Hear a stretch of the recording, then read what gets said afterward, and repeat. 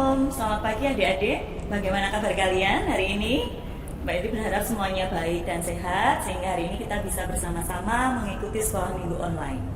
Nah, sebelumnya kita akan berdoa bersama-sama terlebih dahulu. Mari kita bersatu di dalam doa. Selamat pagi Bapa, selamat pagi Yesus, selamat pagi Roh Kudus. Mengucap syukur Tuhan untuk hari baru yang boleh Tuhan berikan kepada kami. Kami mengucap syukur untuk kesehatan yang boleh Tuhan berikan kepada kami. Dan saat ini Bapa, kami mengucap syukur diberi kesempatan untuk bersama-sama mendengarkan merenungkan firman-Mu. Ya Tuhan, berkati anak kami satu persatu di rumah mereka masing-masing. Ketika mereka mendengarkan firman-Mu disampaikan, firman ini boleh jatuh di tanah yang gembur dan boleh menerima di dalam kehidupan mereka masing-masing. Kami menyerahkan hamba-Mu yang akan menyampaikan firman Tuhan dan juga waktu seluruhnya dari awal, pertengahan hingga akhir, supaya firman boleh ditaburkan dengan baik. Tuhan Yesus, kami menyerahkan doa yang jauh dari sempurna ini ke dalam tangan kuasa-Mu. Hanya di dalam nama Yesus kami telah berdoa dan mengucap syukur. Haleluya, amin. Adik-adik, pagi ini kita akan bersama-sama merenungkan satu firman Tuhan yang berjudul Semua Orang Dikasihi oleh Tuhan.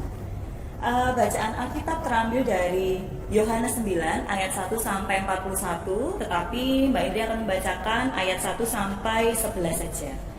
Oke, adik-adik silahkan membuka terlebih dahulu Alkitab di rumah masing-masing. Yohanes 9 ayat 1 sampai 11. Orang yang buta sejak lahirnya. Waktu Yesus sedang lewat, ia melihat seorang yang buta sejak lahirnya. Murid-muridnya bertanya kepadanya, "Rabi, siapakah yang berbuat dosa, orang ini sendiri atau orang tuanya, sehingga ia dilahirkan buta?" Jawab Yesus, "Bukan dia, dan bukan juga orang tuanya, tetapi karena pekerjaan-pekerjaan Allah harus dinyatakan di dalam dia. Kita harus mengerjakan pekerjaan Dia yang mengutus aku selama masih siang. Akan datang malam di mana tidak ada seorang pun yang dapat bekerja. Selama aku di dalam dunia, akulah terang dunia." Setelah ia mengatakan semuanya itu, ia meludah ke tanah dan mengaduk ludahnya itu dengan tanah, lalu mengoleskannya pada mata orang buta tadi dan berkata kepadanya, "Pergilah, basuhlah dirimu dalam kolam Siloam." Siloam artinya yang diutus. Maka pergilah orang itu, ia membasuh dirinya, lalu kembali dengan matanya yang sudah melek. Tetapi tetangga-tetangganya dan mereka yang dahulu mengenalnya sebagai pengemis berkata, "Bukankah dia ini yang selalu mengemis?" Ada yang berkata, "Benar, dialah ini." Ada pula yang berkata, "Bukan, tetapi ia serupa dengan dia."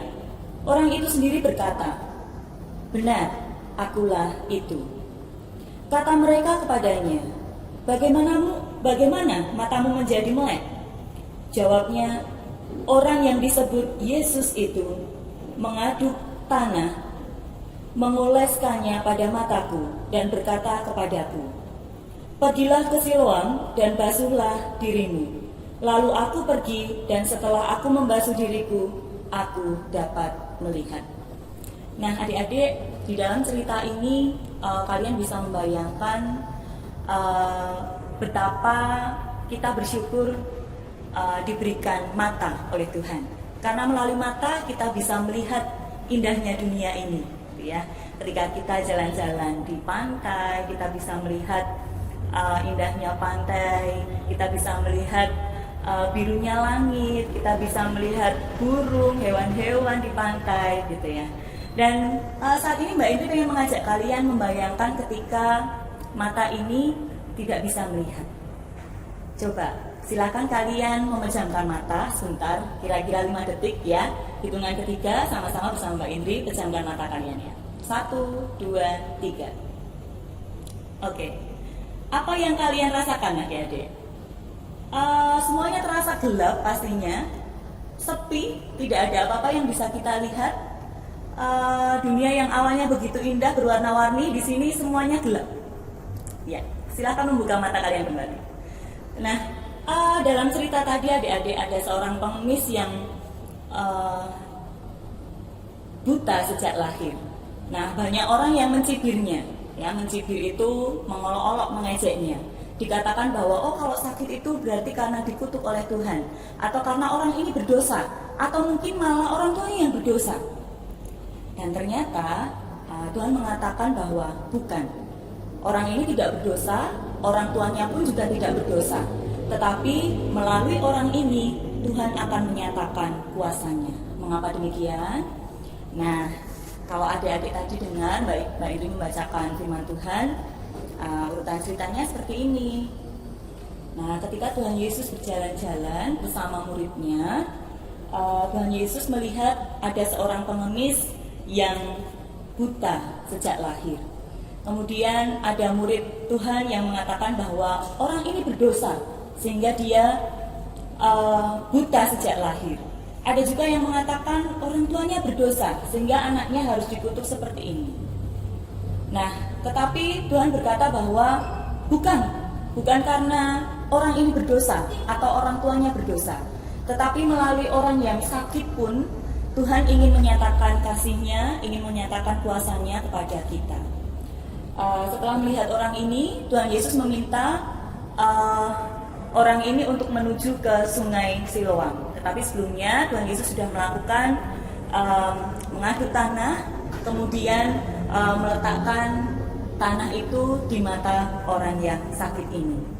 Nah, setelah Tuhan Yesus meminta orang ini untuk menuju ke sungai Siloam, ya, orang yang buta sejak lahir tadi akan masuk ke sungai Siloam, ya, seperti ini. Dan akhirnya benar apa yang dikatakan Tuhan Yesus, melalui orang ini Tuhan Yesus ingin menyatakan kuasa-Nya, ingin menyatakan kasih-Nya. Akhirnya orang yang buta tadi bisa melek kembali. Ya adik-adik, seperti yang dikatakan pada ayat ke-11, Mbak Iri akan membacakannya sekali lagi. Jawabnya, orang yang disebut Yesus itu mengaduk tanah, mengoleskannya pada mataku, dan berkata kepadaku, pergilah ke Siloam, dan basuhlah dirimu. Lalu aku pergi, dan setelah aku membasuh diriku, aku dapat melihat. Luar biasa adik-adik. Terbukti bahwa Tuhan Yesus tidak hanya mengasihi kita yang sehat-sehat saja, ya, tetapi Tuhan Yesus mengasihi semua orang di dunia ini, bahkan yang sakit sekalipun. Dan ketika kita melihat ada teman kita yang sakit, kita tidak boleh kemudian mengejeknya, wah kamu dihukum Tuhan, kamu sedang berdosa pasti, dan lain-lain. Tidak. Dalam keadaan yang sakit pun Tuhan Yesus ingin menyatakan sesuatu kepada anak-anaknya. Pastinya menyatakan kasih, karena Tuhan pasti menolong kepada siapapun yang sedang sakit. Yang kedua, Tuhan akan menyatakan pekerjaannya dan kuasanya, karena Tuhan Yesus melalui kuasanya bisa menyembuhkan orang yang buta sejak lahir.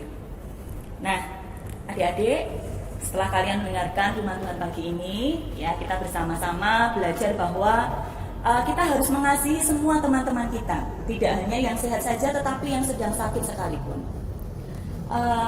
Mbak Indi punya sesuatu, kartu ya kecil dan ballpoint, ya adik-adik boleh mencari, boleh bentuk kartu atau kertas saja boleh, dan juga satu ballpoint, ya bisa dibantu mama papa atau bapak ibu. Ya sudah ya. Sekarang Mbak Indri pengen kalian semuanya mengingat teman-temanmu yang saat ini sedang sakit, entah itu teman-teman di sekolah minggu, atau teman-teman di kampung, ya. Ingat beberapa nama temanmu yang saat ini sedang sakit. Bersama Mbak Indri, mari tuliskan nama temanmu yang sedang sakit itu. Boleh lebih dari satu.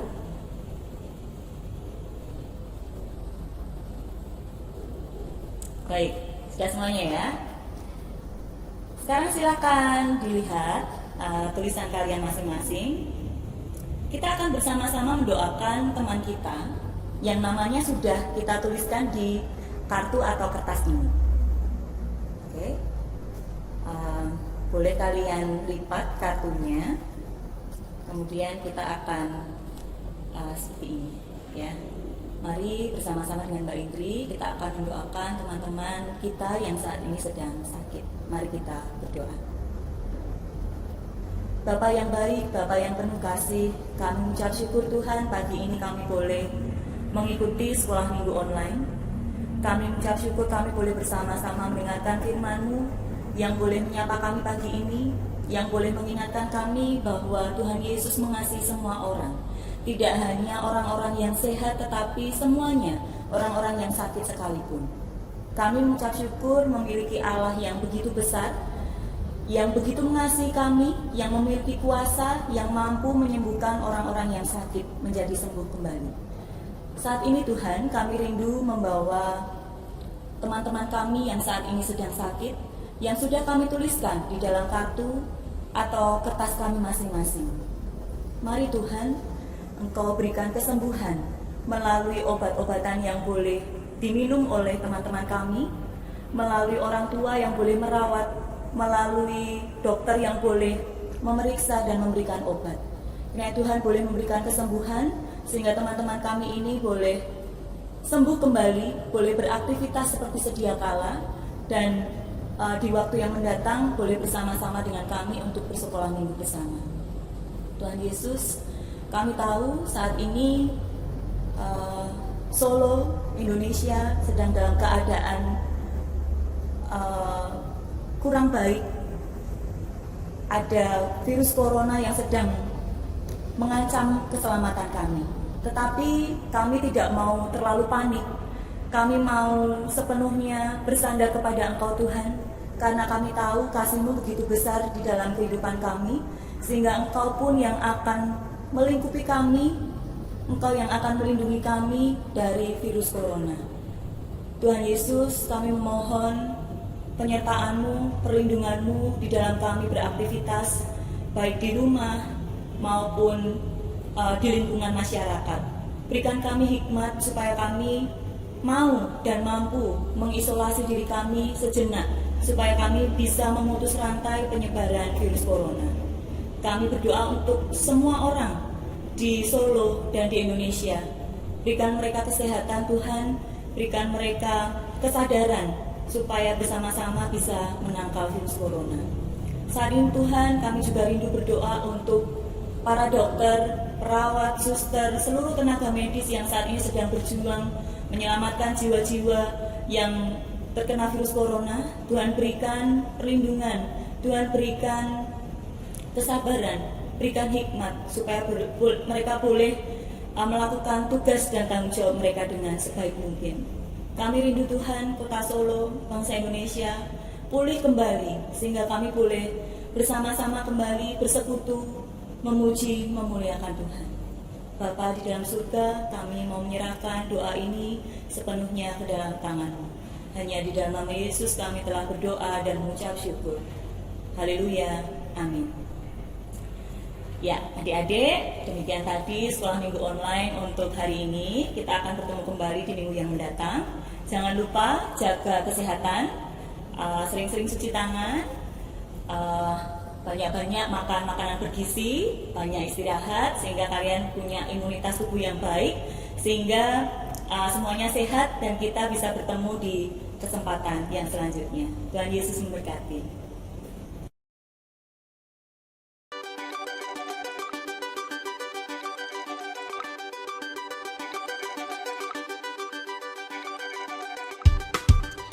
Hai, namaku Corona. Aku adalah virus. Ukuranku sangat kecil. Kamu tidak bisa melihatku. Aku dan teman-temanku suka sekali bermain di sini. Wuhuu! Yiha! Hore! Aku menyebabkan banyak manusia sakit. Mereka jadi demam, batuk, bahkan sesak nafas. Manusia jadi takut padaku. Aku mengerti jika kamu juga takut. Tapi jangan khawatir, ada banyak manusia yang sembuh dariku. Itu karena para dokter dan perawat siap membantu.